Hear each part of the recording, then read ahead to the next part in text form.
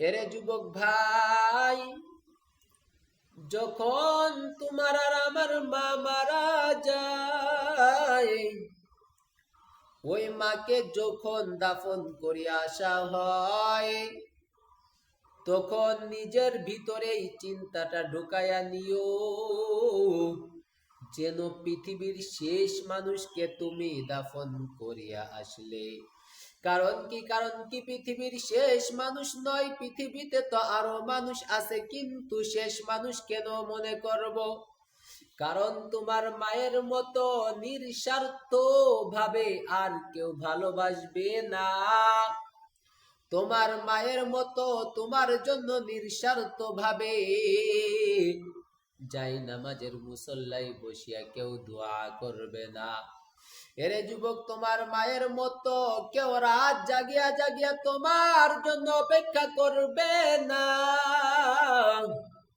পৃথিবীর মধ্যে যতই মানুষ দেখবা, যতই মানুষ তোমাকে ভালোবাসা দেখাক, সবাই কিন্তু স্বার্থের জন্য তোমাকে আর আমাকে ভালোবাসে, কথা কন। কিন্তু আমার আর তোমার মা কখনো স্বার্থের জন্য আমাকে আর তোমাকে ভালোবাসে না।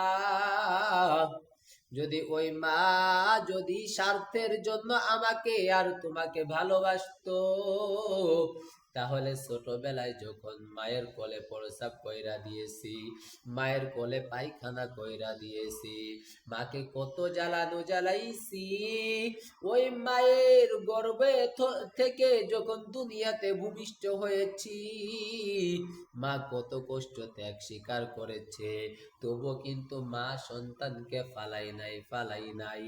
মা মৃত্যুর শয্যায় সজ্জিত, তবু কিন্তু মা তার কলিজার টুকরা সন্তানকে ফালাই নাই।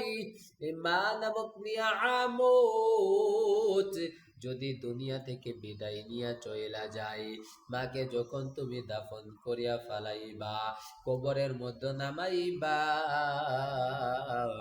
তখন চিন্তা কইরে নিও তোমার আর দুনিয়াতে নিঃস্বার্থ ভাবে ভালোবাসার আর কেউ নাই।